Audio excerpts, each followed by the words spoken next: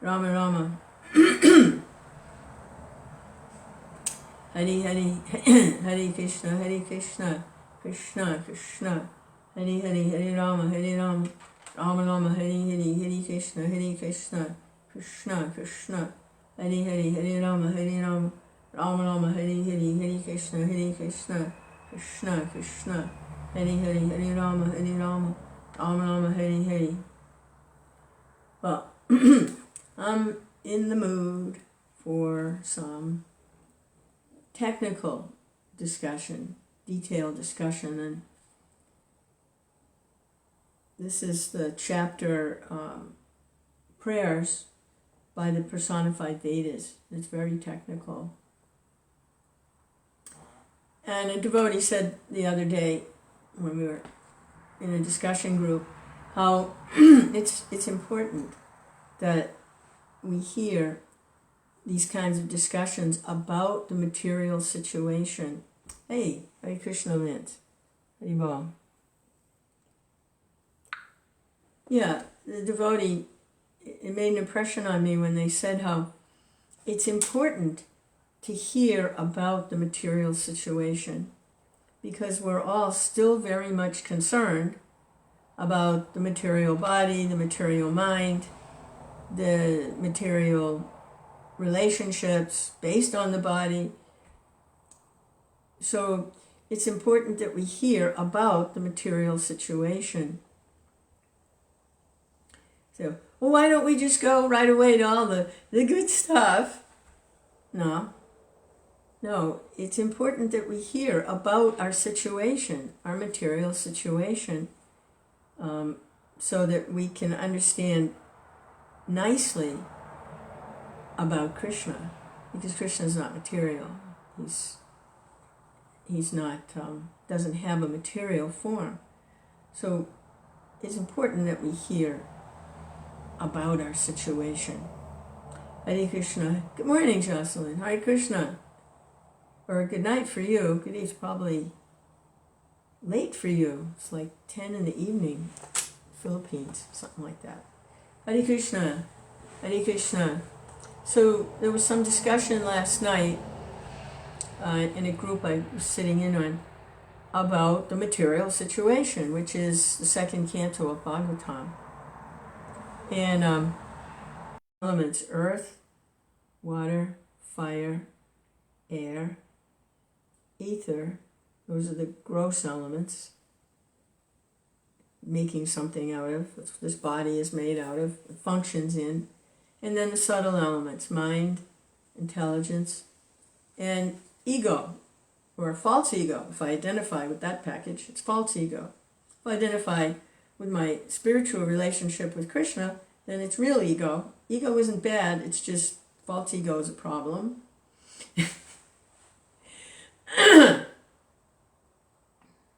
So the devotee was saying, well, what is this prana? Is it the life force? How is it alive? What is prana? So I've been thinking about it, trying to understand. Okay, you've got the earth elements, that's all the structural stuff, like the carbon, iron, magnesium, your vitamins and minerals, and structural, earthy stuff, the bones and the cell structure and the teeth and the hair, the structural stuff, the earth elements. And then there's water. Like, these bodies are mostly water. They're like, I think, 98% water. So we're like little walking oceans or something, water. And then there's fire.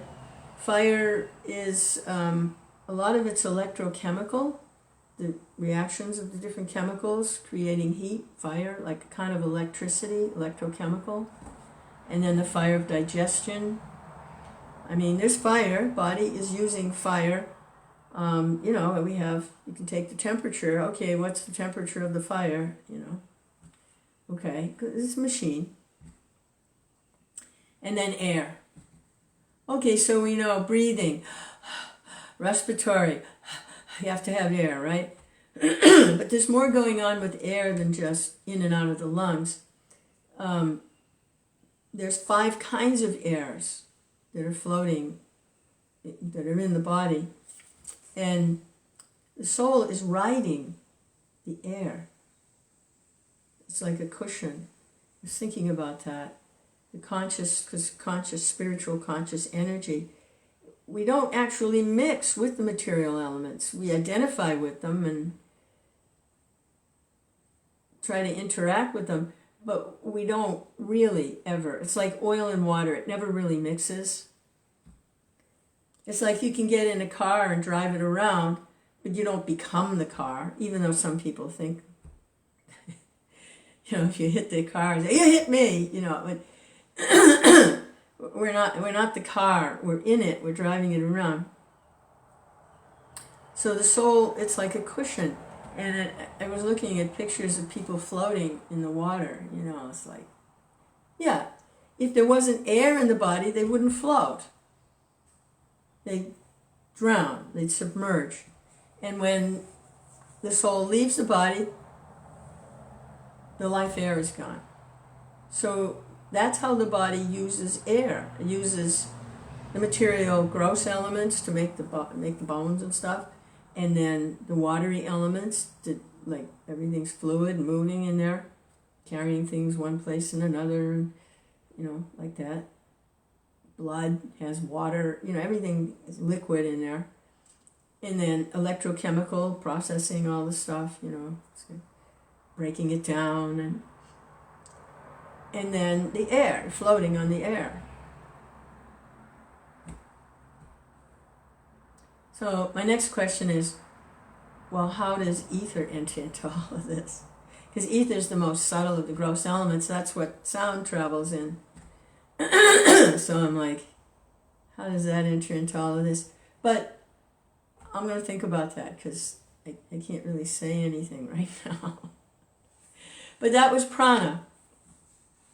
The life air. We're floating. The soul is floating on this air in this mixture of material elements. And it's kind of like, I was looking at like a cheap imitation of Krishna lying in the causal ocean, because he doesn't mix with the material elements either.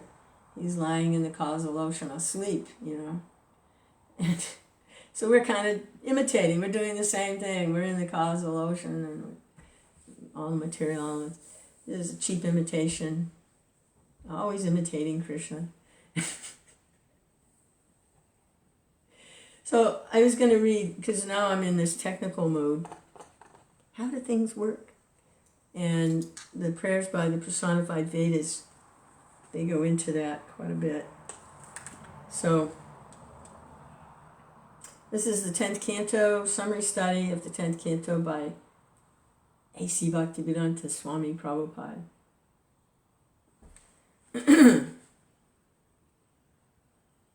So it's real technical stuff. Here we go. Jai Srila Prabhupada. Yeah, this was Parikshit's question. This is chapter 86. And his question was, how can material words and a material mind reveal the transcendence? In other words, floating in this muck and mire, how can anything that we say or think approach or reveal or connect with the spiritual energy? That was his question, something like that. So there's a big discussion here. And then his next question was, what is the nature of that spiritual energy? Is it just formless energy? Or is it conscious, spiritual? That was his question. In answering King Parikshit's question, Sukadeva Goswami replied that the Supreme Personality of Godhead has created the mind, senses, and living force for the purpose of sense gratification in transmigration from one kind of body to another.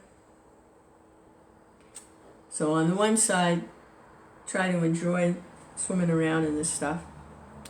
And on the other, as well for the purpose of allowing liberation from the material condition. In other words, the senses, mind, and living force can be utilized for sense gratification and transmigrating from one body to another, or for the matter of liberation. The Vedic injunctions are there just to give the conditioned soul the chance for sense gratification under regulative principles. So it's regulated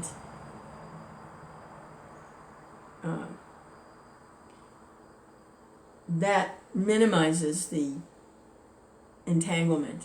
If it's done under regulation, it minimizes the entanglement. And thereby also give him a chance for promotion to higher conditions of life. Ultimately, if the consciousness is purified, one comes to his original position and goes back home, back to Godhead. So that's the plan. Sounds like a plan. The living force is intelligent. Believe it or not, is actually intelligent.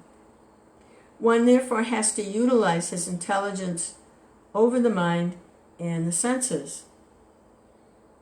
When the mind and senses are purified by the proper use of intelligence, then the conditioned soul is liberated. Otherwise, if the intelligence is not properly utilized in controlling the senses and mind, the conditioned soul continues to transmigrate from one kind of body to another simply for sense gratification. So intelligence is really significant in this situation. Otherwise, that's what makes the difference between the humans and the other species. Our poor little unintelligent brothers and sisters, the squirrels, the chipmunks, the snakes, the mosquitoes, we're the same spiritually, but they don't have this ability to use their intelligence for anything other than sense gratification and transmigration. They have intelligence, but they're limited. They can't use it for liberation. That's what happens. You glide down into the animal species. They have no sinful activity. They're not accountable. They don't have to go to the court of Yamaraj and get punished. They don't have to go to the hellish planets. They're innocent. And they're completely controlled by sense gratification and transmigration according to the kind of body and mind they have. They have no access. That's what makes the difference. And if a human being, Prabhupada said that's the tragedy of what's going on, present situation, is people have this ability to use their intelligence, but they're not using it for anything other than what the animals use their intelligence for, sense gratification and transmigration. He says that's the great tragedy. And this Krishna consciousness movement has come to fix the problem. Wake up! Wake up, sleeping souls! Wake up! It's said that the spiritual master acts as the intelligence for the disciple. They are the intelligence, the spiritual master. As the disciple is more and more progressing and able to access their own intelligence, the spiritual master is helping them along. Hare Krishna. Another point clearly stated in the answer of Sukadeva Goswami is that the Lord created the mind, senses, and intelligence of the living force. It is not stated that the living entities themselves were ever created. just as the shining particles of the sun's rays are always existing along with the sun, the living entities exist eternally as parts and parcels of the Supreme Personality of Godhead. So that's the eternal situation.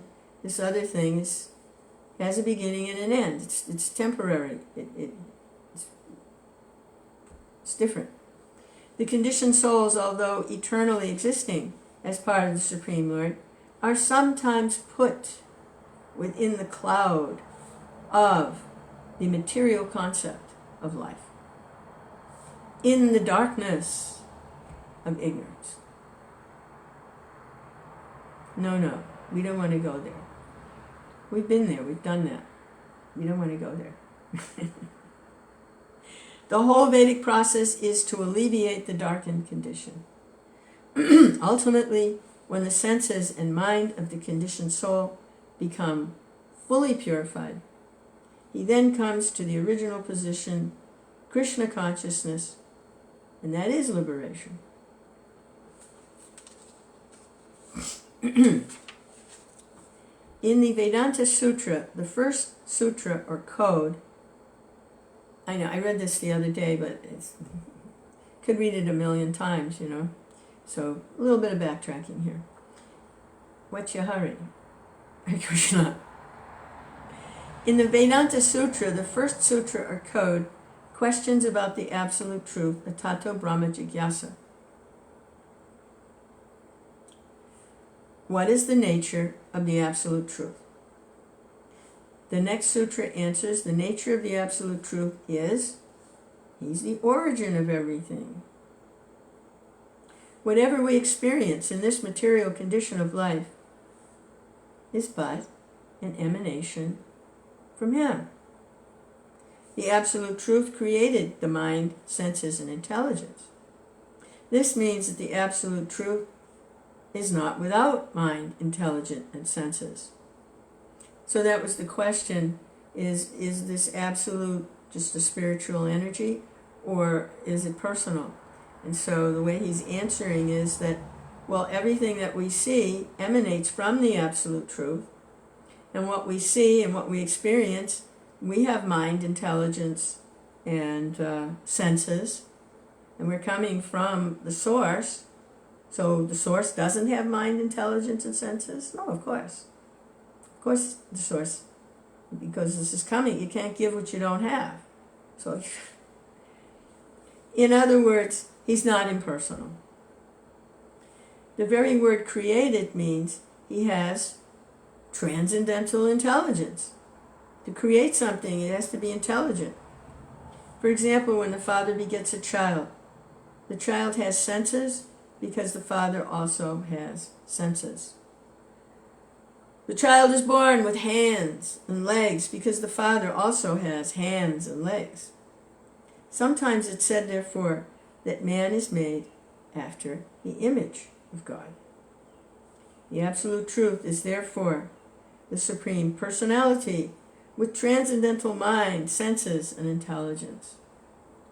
When one's mind, intelligence, and senses are purified of material contamination, one can understand the original feature of the absolute truth as a person.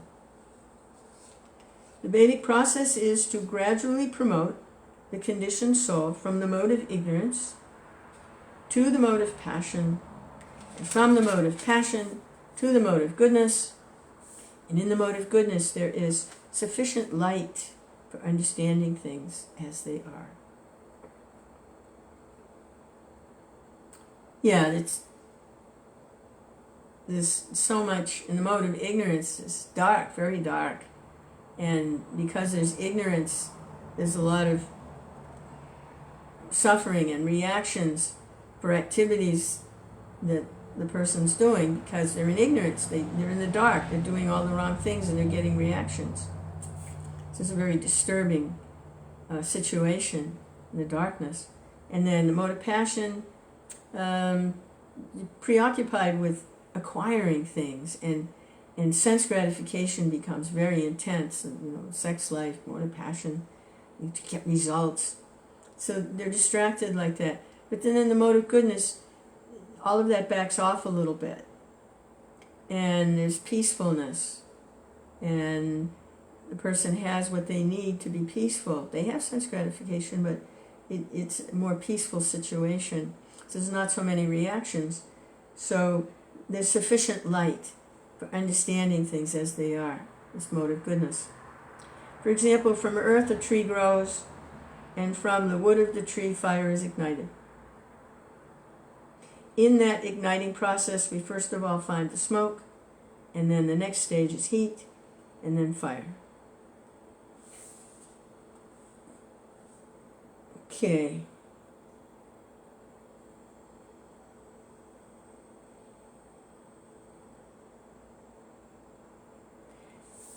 When there is actually fire, we can utilize it for various purposes. Therefore, fire is the ultimate goal. Similarly, in the gross material stage of life of ignorance is very much prominent. Dissipation of this ignorance takes place in the gradual progress of civilization from the barbarian stage to civilized life. When one comes to the form of civilized life, he is said to be in the mode of passion. In the barbarian stage, or mode of ignorance, senses are gratified in a very crude way. Whereas in the mode of passion, or the civilized stage, the senses are gratified in a more polished manner. But when one is promoted to the mode of goodness, one can understand that the senses and the mind are only engaged in material activities due to being covered by perverted consciousness. When this perverted consciousness is gradually transformed into Krishna consciousness, then the path of liberation is opened. So it's nice, Prabhupada is comparing that fire is the goal. So the tree grows and has the sunlight, is stored up sunlight inside the tree. So when the wood from the tree is ignited, then its fire is there. So the next stage. So it's going from the mode of ignorance, the mode of passion, the mode of goodness, and it's like it can be ignited from that mode of goodness. Transcendence.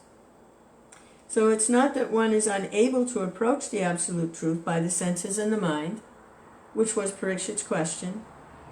The conclusion is rather that the senses and mind and intelligence in the gross stage of contamination cannot appreciate the nature of the absolute truth, but when purified, the senses, mind, and intelligence can understand what the absolute truth is.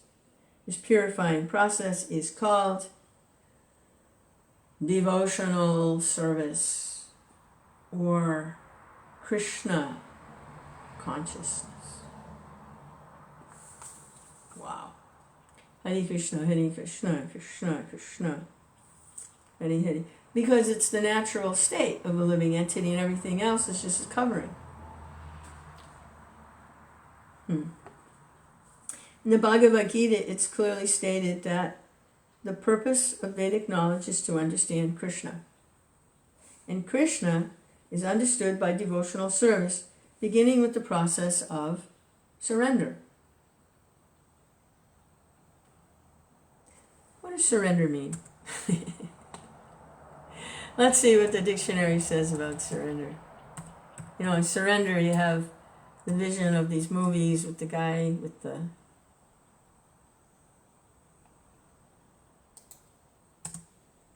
in the trench in the wartime raising the white flag is surrender. But what is the actual meaning? Let's see. What does the dictionary say? Surrender. Cease resistance to an enemy or opponent and submit to their authority.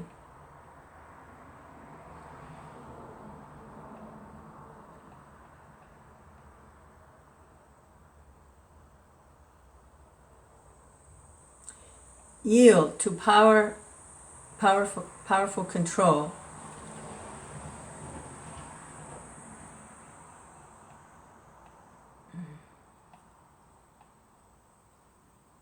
submission to the possession of another, abandonment, resignation, give up control of something.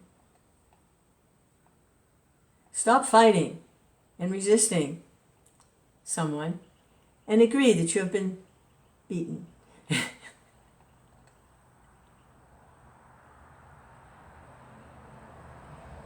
Allow yourself to show your feelings.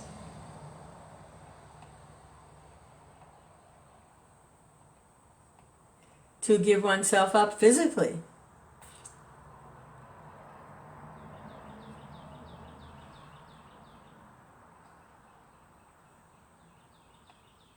Hare Krishna. All right, that was surrender. Body, fire, Garrett Lance says, body, fire, electrical system. Yeah. Yeah, and when there's disease, it's like a short circuit or something. There's a short circuit in there. Hare Krishna. In the Bhagavad Gita, it's clearly stated that the purpose of Vedic knowledge is to understand Krishna, and Krishna is understood by devotional service, beginning with the process of surrender. As stated in the Bhagavad Gita, one has to think of Krishna always. One has to render loving service to Krishna always. One has to always worship and bow down before Krishna. By this process only can one enter into the kingdom of God without any doubt. When one is enlightened in the mode of goodness by the process of devotional service, he's freed from the modes of ignorance and passion. Yeah, they don't hold any more allurement. Hey, how would you like to do such and such? Nah, not really. That's for you. That's not for me. Hey, Krishna. It's not attractive anymore. You know, the senses aren't like, ooh, yeah, I love to smoke a cigarette. Remember when I used to smoke? No, forget it. Pew. Open a window. And not just because of health reasons.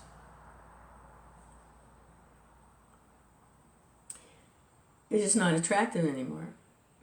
Along with a lot of other things. When one is enlightened in the mode of goodness by the process of devotional service, he's freed from the modes of passion and ignorance.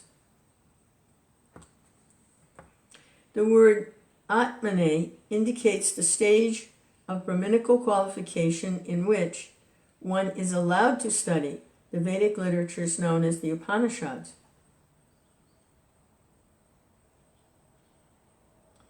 So you can approach the Vedic scriptures in that mode of goodness. The Upanishads describe in different ways the transcendental qualities of the Supreme Lord. The Absolute Truth, the Supreme Lord, is called Nirguna. That does not mean that he has no qualities. It's only because he has qualities that the conditioned living entity can have qualities. So sometimes the impersonalists use that word nirguna, which appears in the Upanishads, evidently, to mean no qualities. But Prabhupada will explain that it means he has no material qualities. It doesn't mean he doesn't have qualities. He just has no material qualities. The purpose of studying the Upanishads is to understand the transcendental quality of the Absolute Truth as opposed to the material qualities of ignorance, passion, and goodness. That is the way of Vedic understanding, and great sages like the four Kumaras, headed by Shanaka, followed these principles of Vedic knowledge and came gradually from impersonal understanding to the platform of personal worship of the Supreme Lord. So I'm finding there are some devotees who don't like the idea of gradually. They want to jump over and this gradually. No, it's not for us. Hare Krishna, Krishna Krishna, Hare Hare, Hare Rama. But in discussion last night, it was clear to me that because conditioned souls are still very much concerned with the body, it's important to hear about the material situation and how this works, how this science of Krishna consciousness works. And to jump over, it's not a good idea. It usually doesn't end very well. Hare Krishna. Hare Krishna, Hare Krishna. So, I'll take the slow road. You know about the was it the tortoise and the hare? That story's been around a really long time. It's one of the fables, Aesop's fables or something. It all comes from the Vedas anyway, somewhere. So the rabbit was running very fast, but the turtle won the race. Slow and steady. Hare Krishna, Hare Krishna, Krishna Krishna, Hare Hare. It is therefore recommended that we must follow great personalities. Yeah, if it was good enough for the Kumara brothers, sons of Lord Brahma, it's good enough for me. If it's good enough for Narada Muni, if it's good enough for me. Hare Krishna. It's therefore recommended that we must follow the great personalities. Sukadeva Goswami is also one of the great personalities, and his answer to the inquiry of Maharaj Parikshit is authorized. One who follows in the footsteps of such great personalities surely walks very easily on the path of liberation and ultimately goes back home, back to Godhead. That is the way of perfecting this human form of life. Sukadeva Goswami continued to speak to Parikshit Maharaj.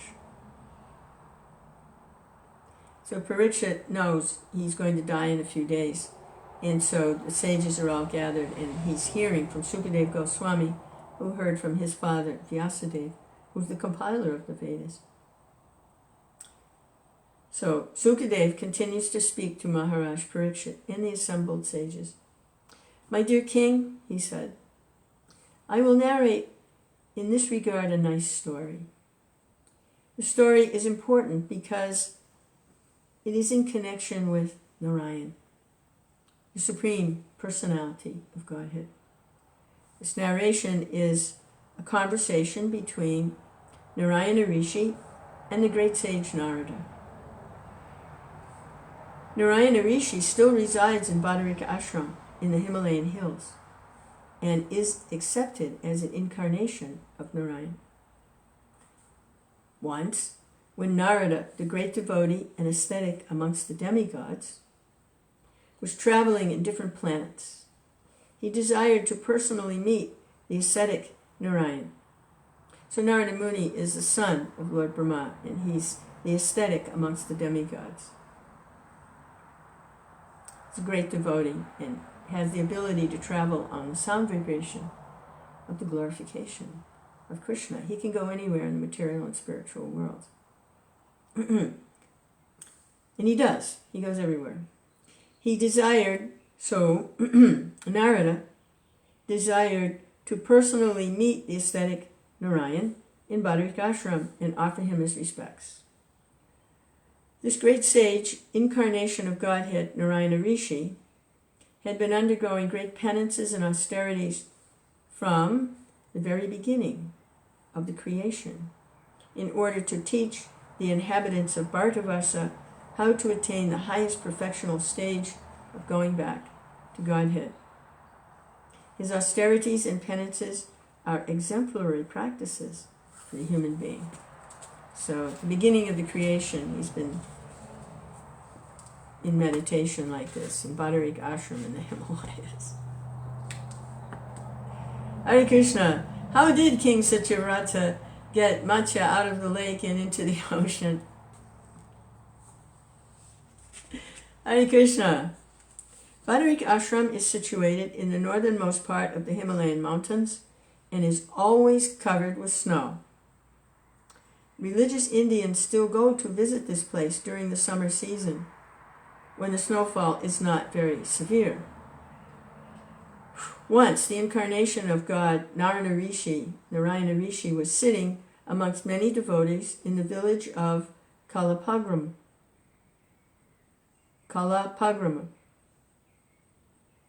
Of course, there were not ordinary sages who were sitting with him, and the great sage Narada also appeared there. After offering his respects to Narayana Rishi, Narada Muni asked him exactly the same question asked by King Parikshit of Sukadeva Goswami. When Narada asked his question of Narayana Rishi, the Rishi also answered by following in the footsteps of his predecessors. He narrated a story of the same question that had been discussed on the planet Janaloka.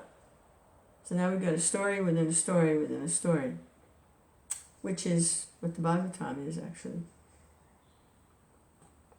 Janaloka is above the Swargaloka planets, such as the moon, Venus, etc. In this planet, great sages and saintly persons live, and they were also discussing the same point regarding the understanding of Brahman and his real identity. Yeah.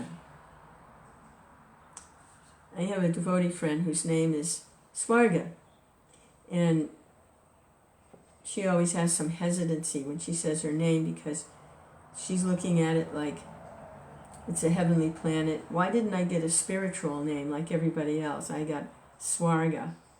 But looking at this, that's not so bad. Swarga is above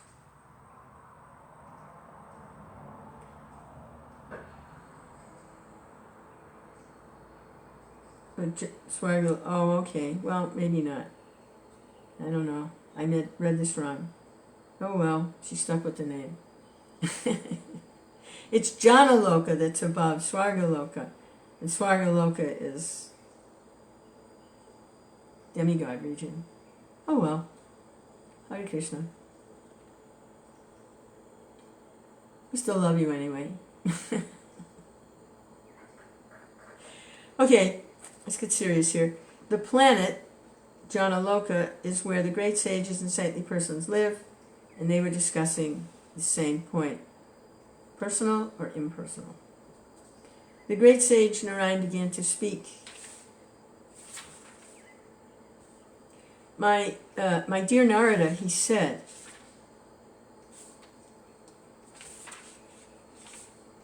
I will tell you a story which took place long, long ago. There was a great meeting of the denizens of the heavenly planets, and almost all the important brahmacharis, such as the four Kumaras, Sanat, Sanandana, Sanaka, Sanatana, Kumara, attended. So they're always like small children, and they're sons of Lord Brahma, and they're four brothers, and they always appear like innocent children, but they're like ancient, they were born at the beginning of the creation, but they always appear like small children. The great sages and saints. Their discussion was on the subject matter of understanding the absolute truth. So they're on the higher planets, and they're discussing with the denizens of the higher planets about the same question, the nature of the absolute truth. Their discussion was on the subject matter of understanding the absolute truth, Brahman. You were not present at that meeting because you went to see my expansion Aniruddha, who lives on the island of Svetadvip. Okay, so Narada Muni is also born at the beginning of the creation, but he wasn't there listening to his brothers in their discussion, because he was off doing something else. So Narayana Rishi is explaining, you were over here, that's why you didn't hear this conversation. In the meeting, all the great sages and brahmacharis very elaborately discussed the point about what you have asked me. And it was very interesting. The discussion was so delicate that even the Vedas were unable to answer the intricate questions raised. Well, we're getting quite a build-up to this. I mean, it's like the drums are beating, there's all kinds of drum rolls, intricate question, and it's going to... So, to be continued next time. Hare Krishna. Hare Krishna, Hare Krishna, Krishna, Krishna, Hare Hare, Hare Rama, Rama, Rama, Hare Hare. It's always an issue, it appears, because it's an issue now also. There are those that, when they read the Vedas, they conclude that the absolute truth is impersonal. Hare Krishna, Krishna, Krishna, Hare Hare. There's one verse there, Atato Brahma Jignasa. I think that's the verse, where,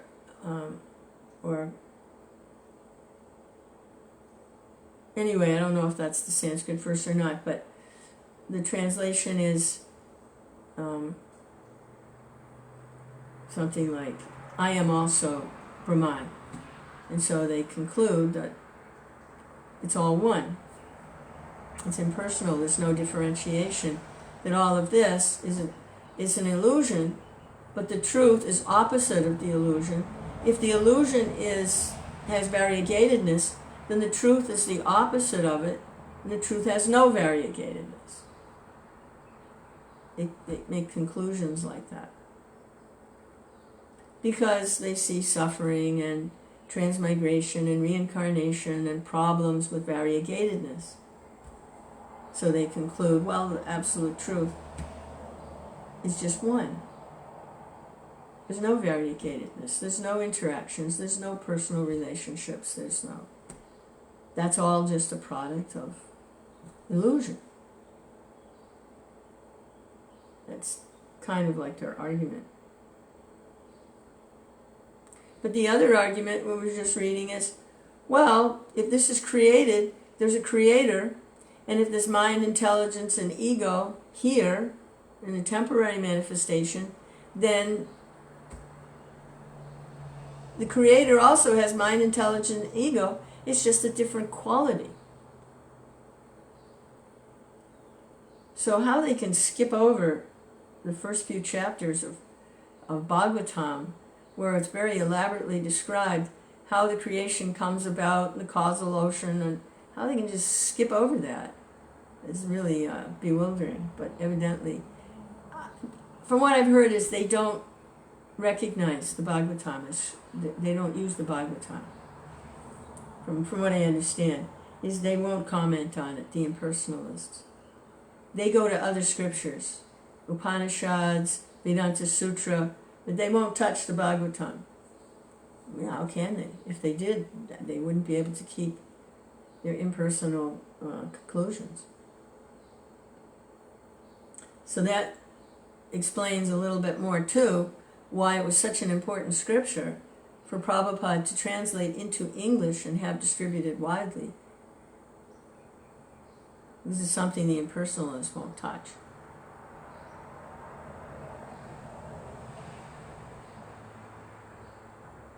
They can't defeat the Bhagavatam.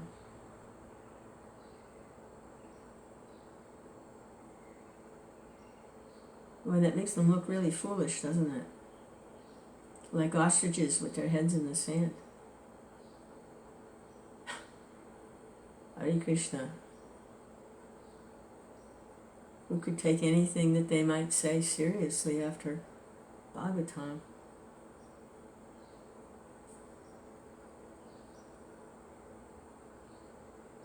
It's interesting because the Mayavadi, they do attain liberation, but they're only liberated into the effulgence, which is the same place all the demons go when they're killed by Krishna. So they get to hang out with Kamsa, Sishupal, the demons, Agashura. They all get liberation, too, when they're killed by Krishna. And they go to because they don't have devotional, you can't enter into relationship with the personality of Godhead without that devotion. So you're liberated from material concept. Where do you go? You hang out in the Ramajoti. So they're hanging out with all the demons that were liberated. So it doesn't say much for this impersonal path. Krishna.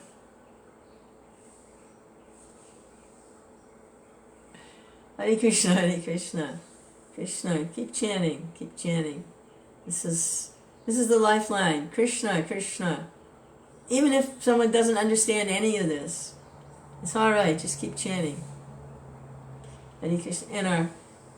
And even if there's nobody else around, there's little bugs and birds and things, and they don't have access to be able to use their intelligence to consider transcendence. They're stuck in simply sense gratification, transmigration. But they'll hear Hare Krishna, Hare Krishna, Krishna Krishna, Hare Hare. I was probably, a caterpillar or something in my last life, and I wandered into a devotee's garden, and they were collecting their squash and they were chanting or something. Maybe they stepped on me. Hare Krishna, Krishna Krishna, Hare Hare, Hare Rama, Hare Rama. Bhaktivinoda Thakur prays to take birth. He has to take birth again as an insect in the house of a devotee. He prays for that.